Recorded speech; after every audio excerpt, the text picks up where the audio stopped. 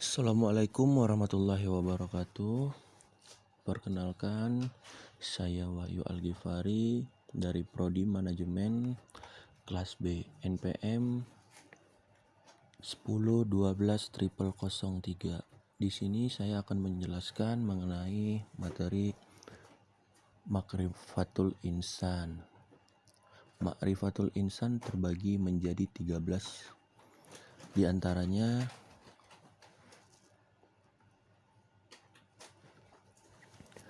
Ta'rifat al-insan, di mana ta'rifat al-insan ini diartikan dengan manusia sebagai makhluk yang terdiri dari ruh dan jasad yang dimuliakan Allah dengan tugas ibadah dan kedudukan sebagai khalifah di muka bumi. Manusia diciptakan dari ruh dan tanah yang di dalam Al-Quran surat As-Sajdah ayat 7 yang berbunyi, yang memperindah segala sesuatu yang diciptakan dan yang memulia penciptaan manusia dari tanah. Dan disebutkan juga dalam surat Al-Quran Al-Sajdah ayat 9 berbunyi, kemudian dia menyempurnakan dan meniupkan ke dalamnya ruh ciptaannya, dan dia menjadikan bagi kamu pendengaran, penglihatan, dan hati, tetapi kamu sedikit sekali bersyukur.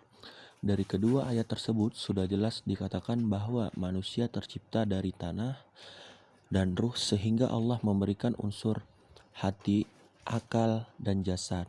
Karenanya manusia diberikan tugas untuk beribadah dan menjadi khalifah, sebagai manusia diberikan balasan pahala yaitu neraka atau surga.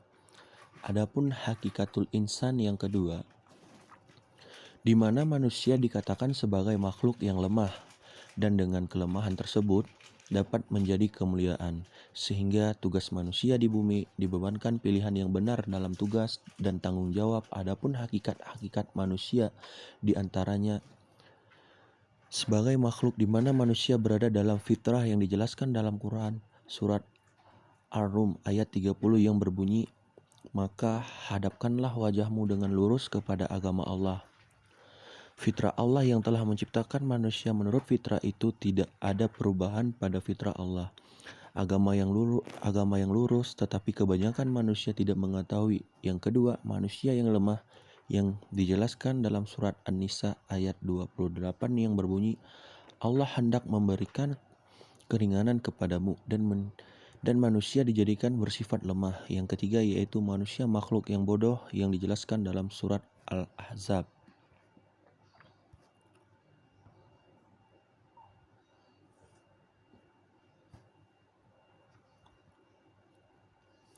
Yang ketiga, tahatul insan atau potensi manusia, di mana secara umum oleh Allah diberikan potensi, namun apakah mereka ada mengupgrade atau tidak sehingga mempunyai tujuan hidup dengan potensi yang diberikan oleh Allah, sehingga Allah memberikan pendengaran, penglihatan, dan hati, akal, dan akan dimintai pertanggungjawaban dalam melaksanakan tugas-tugasnya di bumi.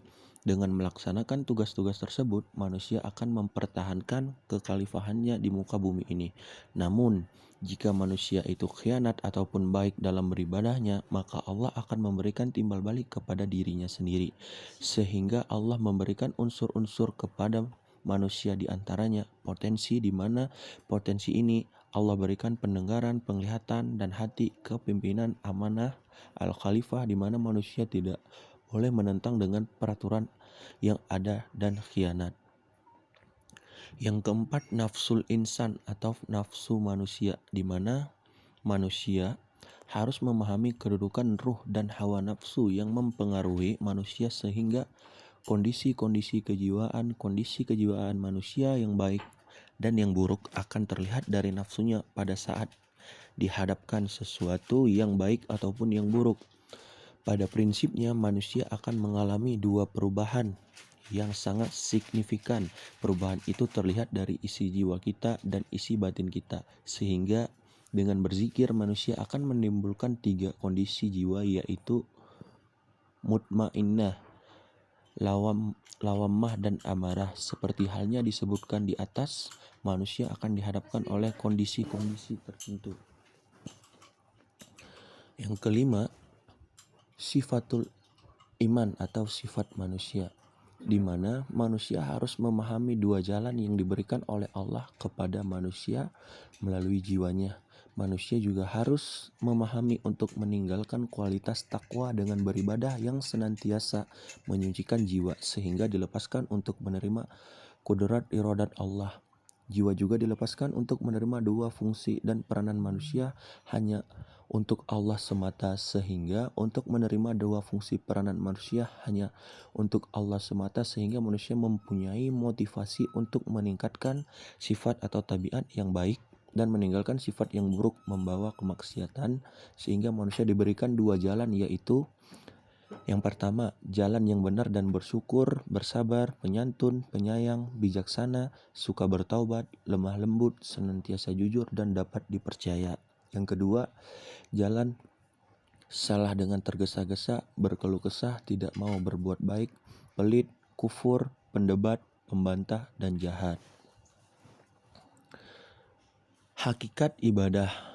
Yang keenam, hakikat ibadah.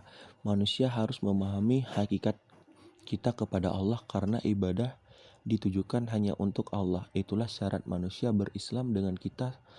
Dengannya kita sudah melakukan jual beli dengan bersyahadat sehingga manusia diberikan perasaan banyaknya nikmat dan menikmati kegunaan Allah. Sekian dari saya mengenai pengetahuan makrifatul insan. Wassalamualaikum warahmatullahi wabarakatuh.